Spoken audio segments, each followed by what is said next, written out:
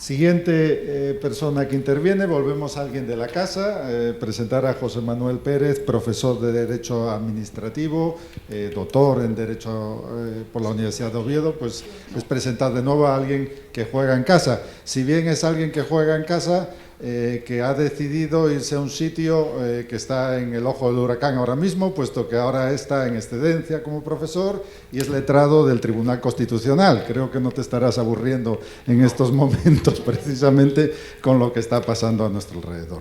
Muy bien, José Manuel no viene aquí en calidad de letrado del Tribunal Constitucional, sino de experto en turismo, porque durante muchos años ha llevado una trayectoria acreditada en el ámbito del derecho turístico y detrás de su mano están muchos de los borradores de la normativa turística que hoy tenemos en Asturias. Cuando quieras, tienes la palabra. Bueno, primero agradecer la posibilidad de volver a jugar en casa, aunque sea brevemente, 10 minutos, y además agradecer a la cátedra la invitación. Me lo han puesto para rematar, porque voy a hablar del problema concreto que está ligado al fenómeno que es el de las viviendas de uso turístico. Si repasa un poco, no hay PowerPoint, no os preocupéis. Para contar 10 cosas que quiero contar no necesito PowerPoint. Si repasan el programa, el título de mi intervención es más largo que lo que va a durar mi intervención, pero tiene una explicación. El 29 de octubre de este año, el diario El Comercio publicó una noticia que se embarcaba en una situación de diálogo entre la viceconsejera de Turismo del Principado y el concejal de Turismo de mi ayuntamiento, de Oviedo. El titular decía lo siguiente: Asturias dispondrá de 100 millones para transformar el turismo, básicamente, en buena parte procediendo de la Unión Europea con los fondos Next Generation. La noticia, que todavía está disponible, hablaba sobre las excelentes cifras en materia de turistas, más de 2 millones, de estancias, más de 5 millones, que unido a la llegada histórica del AVE, que para los que vivimos, yo vivo en Renfe, realmente no en mi casa, y la llegada del AVE pues igual me soluciona un poco mi vida, venían a reforzar el atractivo de una comunidad que ya de por sí tenía suficiente atractivo turístico, que se había acentuado desgraciadamente con los efectos de la pandemia, y que además iba a aprovechar, como se dijo aquí malamente, los efectos del cambio climático. En todo ese panorama maravilloso que se reflejaba en la noticia, había dos puntos oscuros. Uno, que no voy a hacer referencias, se aludió por la mañana antes, que es el tema de la financiación. Claro, a mayor número de turistas, los ayuntamientos necesitan más recursos y la famosa discusión de si se impone o no se impone una tasa turística y para qué sirve eso quedaría para un monográfico. Pero el otro punto era el que me interesa comentaros. Y es que se señalaba como uno de los problemas el crecimiento de las viviendas de uso turístico y el conflicto de intereses con el sector de alojamiento turístico, que podríamos decir tradicional. Y ante ese problema, los dos responsables políticos respondían de la misma forma: no se puede poner puertas al campo. Bien.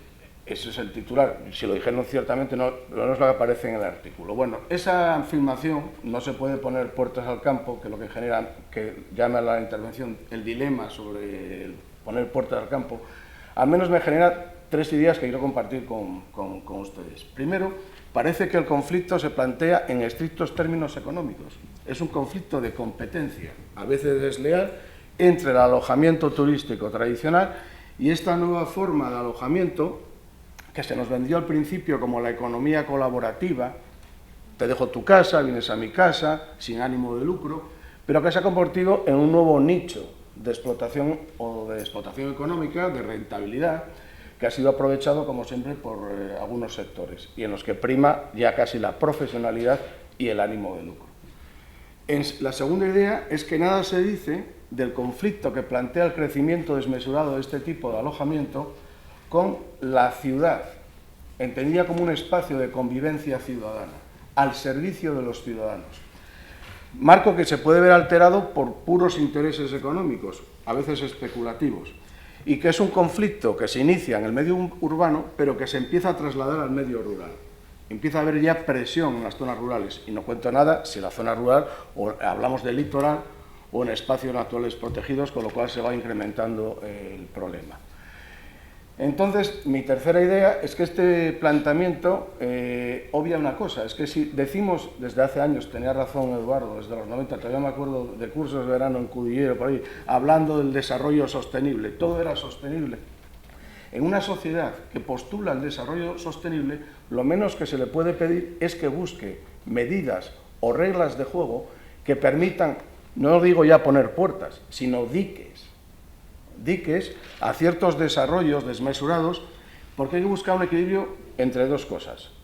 Una, lo que es la libertad de mercado, en la sociedad en la que vivimos, la liberalización de los servicios, el derecho de propiedad, la libertad de empresa, que tiene su aval, entre otros, en la propia Unión Europea y su derecho de la Unión Europea, que plantea muchos problemas para establecer límites.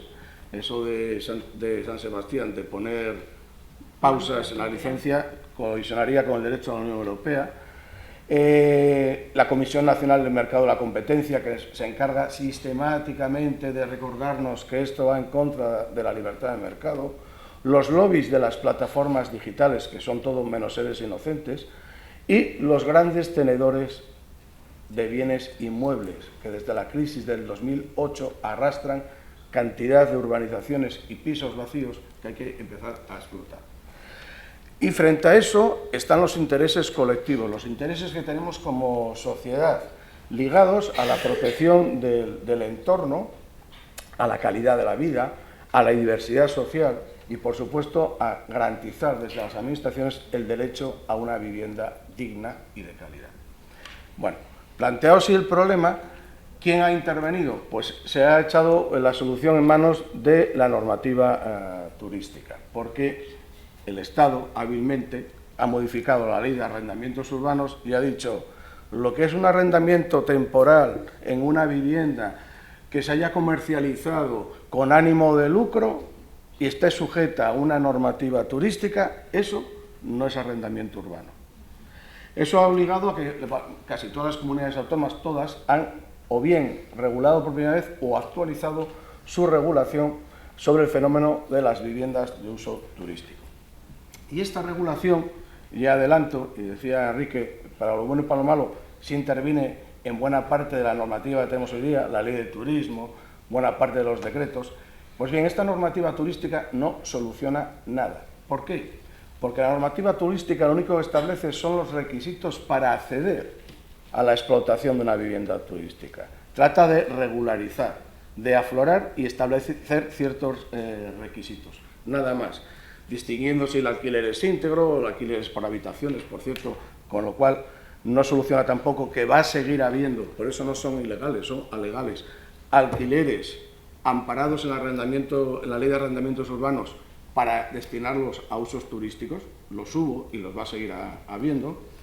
Y digo que esta normativa no soluciona nada porque, por un lado, ni va a eliminar que siga habiendo esa opción y, por otro lado, porque no sirve para limitar o condicionar el desarrollo de este tipo de viviendas. Entre otras cosas, porque cada vez que lo han intentado, estableciendo requisitos surrealistas, requisitos que no se exigen para viviendas normales, se exigen para las de uso turístico. Por ejemplo, en Andalucía, una de las normas que exigía el decreto andaluz era que hubiera refrigeración en las habitaciones todos los años. Claro, los tribunales lo han tumbado, porque no se exige ni para los apartamentos turísticos de toda la vida.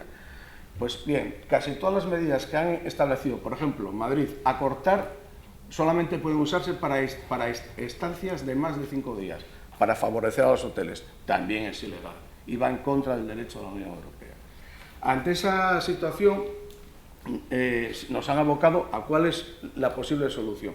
Aparte de trasladar el problema a los vecinos, y en eso la ley de propiedad horizontal ha sido modificada, al menos para que los acuerdos de que en una comunidad de vecinos no haya viviendas de uso turístico ya no sea por unanimidad, sino por 3/5, que es complicado, o la posibilidad, porque siempre hay alguien con un piso vacío, y ese piso vacío, lo que antes era para un alquiler residencial, se está viendo como una oportunidad de negocio. O bien recargar su cuota en los gastos de la comunidad. Bien, la única solución que se está planteando seria y que, por cierto, está avalada, esta sí, incluso por el Tribunal de Justicia de la Unión Europea y por nuestro Tribunal Supremo, es el urbanismo. a afrontar este tema desde la ordenación urbanística. ¿Por qué? Porque este tipo de desarrollos afecta a la ciudad. Afecta porque, por un lado, satura el espacio urbano. Pensar que esto suele ir ubicado al principio a las zonas más atractivas de las ciudades, casco histórico, zonas de ensanche. Supone una alteración de la diversidad social porque se expulsa a determinadas personas de esos ámbitos para sustituirlas por otras, los turistas.